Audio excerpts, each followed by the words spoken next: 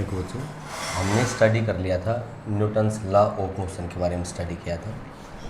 अब मैं यहाँ पे कुछ क्वेश्चंस करता हूँ। पहला मैंने ये मान लिया कि ऐसा कहा, ये हमारे पास कोई भी एक टावर है, इस टावर की हाइट है वो हमारे पास बताई इसने 20 मीटर के बराबर मान। Let we consider height of tower is 20 metre. और यहाँ से इसने क्या किया कि एक बॉल है उसको ड्रॉप कर दिया और उस बॉल का मास है वो 1 किलोग्राम के बराबर बताया है। तब ये कहता है कि हमें कैलकुलेट करना है, हमें क्या कैलकुलेट करना है। सबसे पहला तो ये कहता है कि हमें कैलकुलेट करना है change in linear momentum, change in linear momentum. और दूसरा पार्ट ये कहता है कि हमें कैलकुलेट करना है कि भाई कितना फोर्स है बॉल ने एक्सर्ट किया, कितना फोर्स है बॉल ने एक्सर्ट किया, how much force is exerted by the ball. अब देखो भाई, ये कहा है कि जब हमने बॉल है इसको ड्रॉप किया है, then we can say that initial velocity of the ball is zero. Ball की बोलो इनिशियल वेलोसिटी जीरो होगी, यहाँ से यहाँ तक जा रहे हैं, मैंने कह दिया कि u is equal to zero. अब देखो बच्चों, ऊपर ओरिजिन है, ओरिजिन से जैसे मैं नीचे जाऊँगा तो ये वाली डिस्टेंस है नेगेटिव होगी और ये कितनी होगी आपके पास -20 मीटर। और यहाँ से हम कहेंगे चाहे नीचे से ऊपर जाए चाहे ऊपर से नीचे जाए, a is equal to -g के बराबर होगा और ये हो गया -10 मीटर पर सेकेंड का स्क्वायर। बच्चों, हमें टकराने से पहले की वेलोसिटी निकालनी है by third equation of motion, v square minus u square is equal to 2as।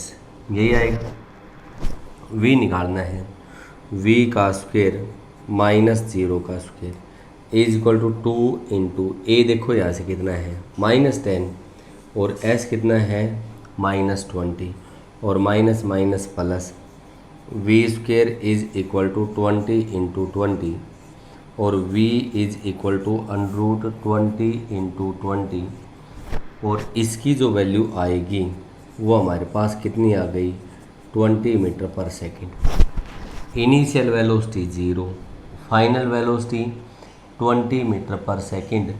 Therefore change in linear momentum mv minus mu और ये आ गया delta p is equal to m into v minus u. यही आएगा। v की value देखो, v की value 20 है, मास 1 into 20 minus 0 20 kilogram metre per second के बराबर आ गई। चेंज इन लीनियर मोमेंटम है वो आया 20 किलोग्राम मीटर पर सेकेंड के बराबर आया, आ गया। उसके बाद ये कहता है कि हमें कैलकुलेट करना है फोर्स एक्सर्टेड भी। बच्चों, फोर्स एक्सर्टेड के लिए हमने सेकंड लॉ पढ़ा था और सेकंड लॉ ये कहता था कि F is equal to change in linear momentum upon change in time. सबसे पहले यहाँ से और यहाँ तक ग्राउंड से टकराने से पहले का टाइम निकाल लो, और टाइम निकालोगे तो फर्स्ट इक्वेशन ऑफ मोशन लगा लें, v is equal to u plus 80। यही है, ऊपर से नीचे है, वेलोसिटी नेगेटिव, बोलो -20 is equal to u0 -10 into T और 10t इज इक्वल टू 20 और t इज इक्वल टू किसके बराबर आ गया आपके पास 2 सेकेंड के बराबर आ गया। यहाँ से यहाँ तक आने में जो चेंज इन टाइम है वो 2 सेकेंड के बराबर है। भाई लगा दो आप न्यूटन सेकेंड ला, F बराबर change in linear moment 20 upon 2, we can say that कितना आ गया आपके पास 10 न्यूटन के बराबर आ गया। अगला इलस्ट्रेशन देखो,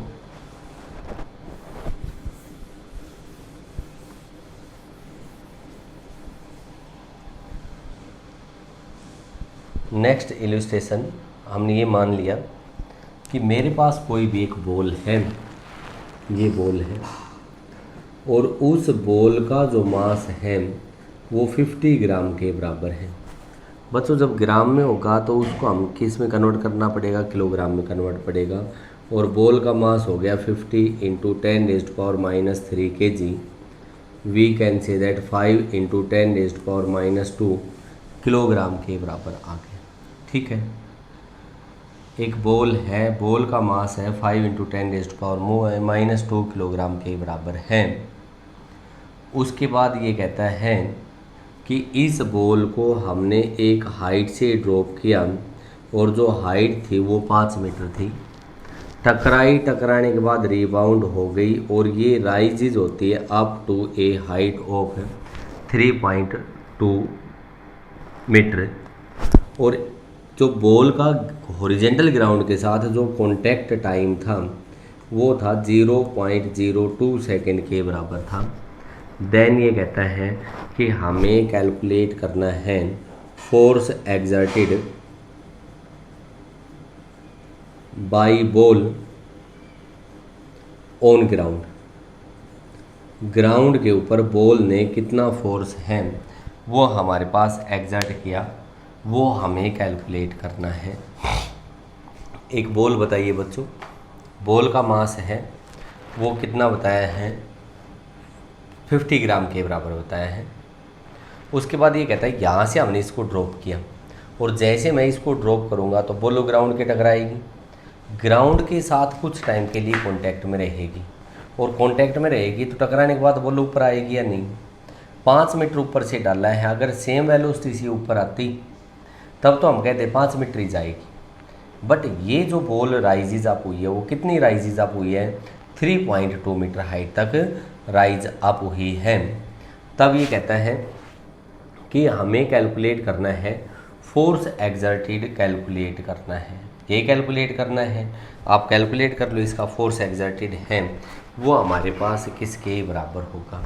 देखो सबसे पहले मैं केस लेता हूँ कि जब बॉल को हमने ऊपर से नीचे ड्रॉप किया है, ये हाइट है वो हमारे पास 5 मीटर ऊपर बॉल है, ये ग्राउंड है, ए पॉइंट पे बॉल रख रखी थी, ड्रॉप कर दिया, ग्राउंड के साथ टकराई, टकराने के बाद रिबाउंड हुई and it is raises up to a height of this. यहाँ जाके बैठ गई, ए से बी पॉइंट पे आई और बी से कौन से पॉइंट पे चली गई, सी पॉइंट पे। पहले आप ए से बी पे आओ, पहले कहाँ से कहाँ आओगे, ए पॉइंट से बी पॉइंट पे। ए से कहाँ जा रहे हम, बी पे। बॉल को ड्रॉप किया है, बोलो इनिशियल वेलोसिटी है वो किसके बराबर आएगी आपके पास, 0 के बराबर आएगी। हाइट ऊपर से नीचे है तो s is equal to -5 metre per second. बॉल से नीचे से ऊपर गिरे, से ऊपर से नीचे गिरी, a आएगा -10 मीटर पर सेकेंड का स्क्वायर, यही आएगा। किस वेलोसिटी से टकराई, टकराने से पहले की वेलोसिटी कैलकुलेट करनी है, कैलकुलेट कर लें क्योंकि हमें चेंज इन लीनियर मोमेंटम निकालना है। चेंज क्या होगा कि फाइनली किस वेलोसिटी से गई है, टकराई है वो किस वेलोसिटी से। अब देखो थर्ड इक्वेशन ऑफ मोशन लगा लेते हैं, v² - u² is equal to 2as, यही आएगा। v² - u² is equal to 2as के बराबर होगा। v² - 0 का स्क्वायर इज इक्वल टू 2 × -10 × -5 और v आया हमारे पास √100 and this is equal to 10 metre per second के बराबर आए। ठीक है, ये तो हमारे पास आ गई वेलोसिटी, आ गई 10 मीटर पर सेकेंड। टकराने से पहले इस बॉल की जो स्पीड थी वो कितनी थी, 10 मीटर पर सेकेंड। किधर थी बच्चों, डाउनवर्ड डायरेक्शन में। अगर इसको अपवर्ड डायरेक्शन में करना हो तब मैं कह सकता हूँ कि v is equal to -10 metre per second के बराबर होगी। ठीक है, अब उसके बाद क्या कहता है कि B से C पॉइंट पे गई, लेकिन ये राइजेज अप होती है up to a height of 3.2 metre, 3.2 metre height तक ही राइजेज अप होती है। तब हम यहाँ से क्या कहेंगे कि B से C पे चलो, motion along B to C। भाई फाइनल हाइट ये ओरिजिन है, ओरिजिन से ऊपर गई है, मैं कहूँगा कि फाइनल वेलोसिटी तो इसकी हो गई 0। और किस हाइट तक गई है, वो गई है 3.2 मीटर, और a इजिकल टू तो -g रहेगा, दैट इज हमने लिया था -10 मीटर पर सेकेंड स्क्वायर लिया था। किस वेलोसिटी से गई वो कैलकुलेट कर लो। We have to calculate the velocity u1। Again बच्चों थर्ड इक्वेशन ऑफ मोशन लगाओ, v1 का स्क्वायर माइनस u1 का स्क्वायर इक्वल्स 2as1, 0 का स्क्वायर माइनस u1 का square is equal to 2 into -10 into 3.2, point से 0 कैंसिल आउट हो गया, यही होगा। और आप यहाँ से कह सकते हो -u1 का square is equal to 64 with negative sign, minus minus plus u1 is equal to 8 metre per second. किधर जा रही है, अपवर्ड डायरेक्शन में ही जा रही है। चेंज निकालना है, चेंज इन वेलोसिटी, और चेंज इन वेलोसिटी कैलकुलेट करोगे तो क्या होगा आपके पास, final velocity minus initial velocity. यहाँ से कह दो चेंज इन वेलोसिटी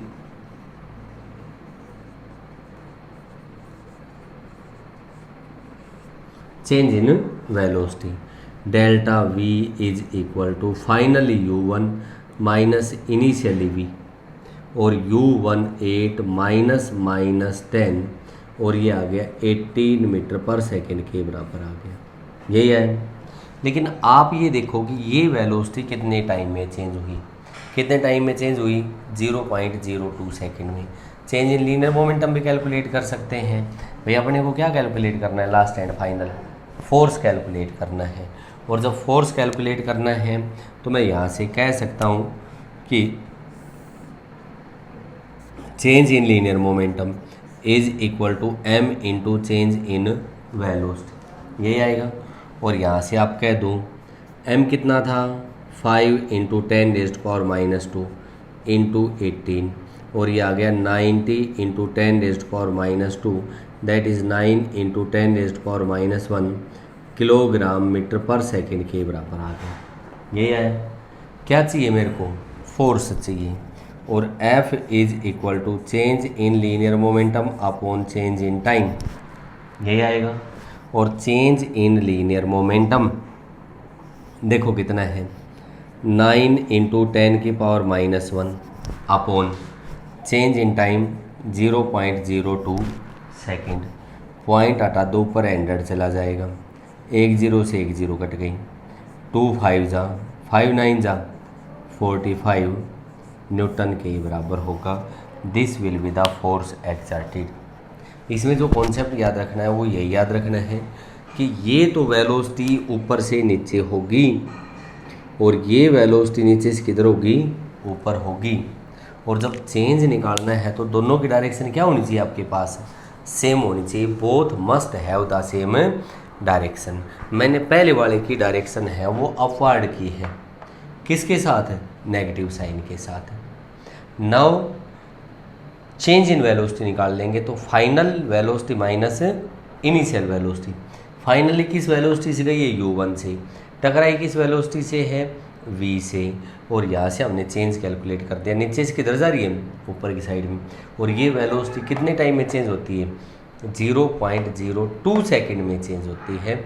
इसलिए हमने क्या किया है कि चेंज इन लीनियर मोमेंटम, और हमने फोर्स का फॉर्मूला पढ़ा था कि भाई F is equal to delta P upon delta T के बराबर होगा, यही होगा।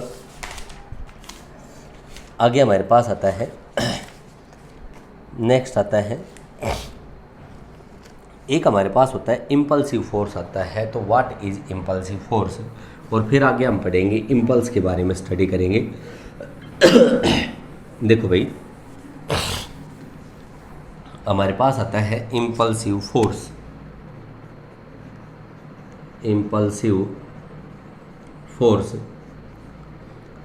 इम्पल्सिव फोर्स है हमारे पास। कौन से फोर्स होते हैं, इम्पल्सिव फोर्स वो फोर्स होते हैं जो किसी बॉडी के ऊपर शॉर्ट टाइम के लिए एक्ट करते हैं।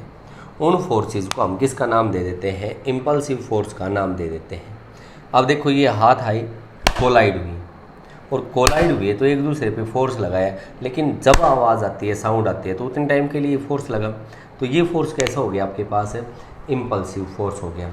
क्रिकेट खेलते हो, बैट्समैन के पास बॉल आती है, टकराई, टकराने के बाद वापस चली गई, वहाँ भी जो फोर्स एक्ट करता है वो कौन सा फोर्स होता है आपके पास है? That force is also known as the impulsive force. वो फोर्स है, वो भी हमारे पास इम्पल्सिव फोर्स है। उसके बाद बुलेट फायर करी, किसी वुडन ब्लॉक के साथ टकराई, there is also the force that is also known as the impulsive force. दो कार हैं वो कोलाइड करती हैं, कोलिजन के दौरान भी जो फोर्स होगा वो कौन सा फोर्स होगा आपके पास? इम्पल्सिव फोर्स होगा। क्या कह सकते हैं इम्पल्सिव फोर्स? वो फोर्स जो शॉर्ट टाइम के लिए एक्ट करते हैं उनको हमने कौन से फोर्स का नाम दे दिया? इम्पल्सिव फोर्स का नाम दे दिया। आगे हमारे पास आता है कि जैसे किसी ने चाटा लगाया एक बच्चे के, वहाँ भी जो फोर्स एक्ट करेगा वो कौन सा फोर्स होगा आपके पास? इम्पल्सिव फोर्स होगा। Therefore we can say that impulsive forces are those forces which acts on a body for a short interval of time are known as impulsive force. उनको हमने किसका नाम दे दिया? इम्पल्सिव फोर्स का नाम दे दिया।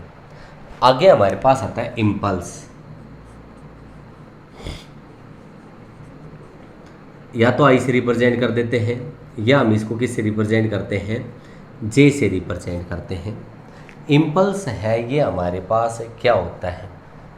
ये कहता है कि इम्पल्स है वो हमारे पास आएगा कि average force into short interval of time that is known as impulse. और we can say that I और J is equal to F average into T के बराबर होगा, that is known as the impulse. इसको हमने किसका नाम दे दिया? इम्पल्स का नाम दे दिया। अब देखो भाई, मतलब ये हो गया कि अगर हमारे पास एवरेज फोर्स और टाइम के बीच का ग्राफ है, इधर टाइम है, इधर हमने कह दिया एवरेज फोर्स है, तो जो एरिया अंडर द हमारे पास फोर्स टाइम ग्राफ आएगा that is known as the impulse. और we can say that impulse is equal to area under force time graph. Force time graph के अंडर जो area है, जो हमने एरिया ड्रा किया वो किसके बराबर होगा आपके पास? इम्पल्स के बराबर होगा, that will be equal to impulse. ये हमारे पास किसके बराबर आ गया आपके पास? इम्पल्स के बराबर आ गया। ठीक है, एक दो क्वेश्चंस में करेंगे हम कि वहाँ पे फोर्स और टाइम के बीच का ग्राफ दे रखा होगा, इम्पल्स कैलकुलेट करना है तो हम ऐसे कैलकुलेट कर सकते हैं। आगे बच्चों हमारे पास एक थ्योरम आती है और वो थ्योरम है impulse momentum theorem. Impulse momentum theorem. Impulse momentum theorem है ये हमारे पास क्या है? स्टेटमेंट आती है कि जो इम्पल्स मोमेंटम थ्योरम है उसके अकॉर्डिंग ये कहता है कि इम्पल्स है वो होता है चेंज इन लीनियर मोमेंटम के बराबर होता है। और we can say that impulse is equal to final linear momentum minus initial linear momentum. This is the impulse momentum theorem. ये हमारे पास कौन सी थ्योरम आ गई आपके पास? इम्पल्स मोमेंटम थ्योरम आ गई। अब इसका डेरिवेशन आता है, प्रूफ आता है कि हमें प्रूव करना है कि इम्पल्स मोमेंटम थ्योरम है वो इम्पल्स है वो चेंज इन लीनियर मोमेंटम के बराबर होगा। देखो प्रूफ में बाय न्यूटन सेकेंड लॉ। बोलो सेकेंड लॉ क्या था? F is equal to d p upon d t. और मैं यहाँ से कह दूँ कि d p is equal to F into d t के बराबर आ गया। यही है, मैंने यहाँ पे मान लिया कि जब time t is equal to 0 था इनिशियल लीनियर मोमेंटम p1 था, और जब टाइम t के बराबर हो गया फाइनल लीनियर मोमेंटम हो गया p2 के बराबर आ गया। देयरफॉर इंटीग्रेट कर दो, इंटीग्रेशन ओवर p1 से p2 dp is equal to integration over 0 से t f into d t. बोलो डी पी इसको एक लाइन में और करते हैं, P1 से P2 dP is equal to F constant 0 से T dt। बोलो dP का इंटीग्रेशन P, लिमिट है वो P1 से P2 है, is equal to F into t, limit 0 से T। पहले कौन सी लिमिट है? अपर लिमिट, और फिर कौन सी लिमिट पुट करनी है? Lower limit. पहले upper limit P2 minus P1 is equal to F into T minus 0, और बोलो P2 minus P1 is equal to F into T, और बोलो average force into time that is known as impulse, hence I is equal to P2 minus P1 के बराबर आ गई। This is the impulse momentum theorem. ये हमारे पास कौन सी थ्योरम आ गई? आपके पास है इम्पल्स मोमेंटम थ्योरम आ गई। और आगे हम कह सकते हैं impulse is not a property of particle, it is a measure of degree to which an external force changes the particle's momentum.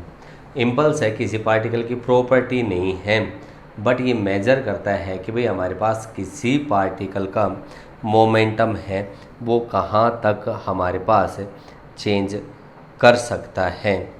This is the impulse momentum theorem.